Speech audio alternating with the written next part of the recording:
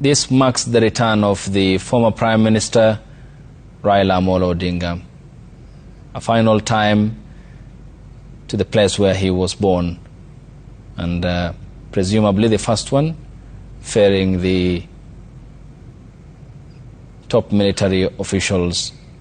And here is the symbolic water salute, which you can see on your screens, and the military aircraft will be passing.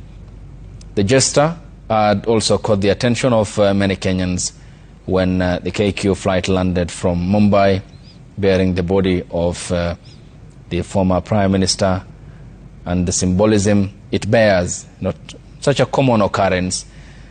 special occurrence, traditionally reserved for exceptional occasions in aviation,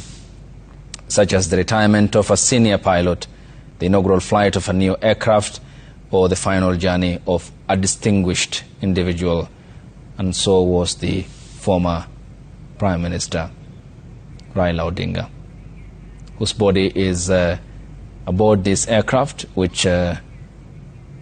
landed at the Kisumu International Airport. And once it comes to a complete stop is when then the next procedure begins, which is the unloading of Raila Odinga's body, which then marks the beginning of the procession that will be making its way to Mamboleo through the streets of Kisumu, where thousands are waiting to pay their respects to a man who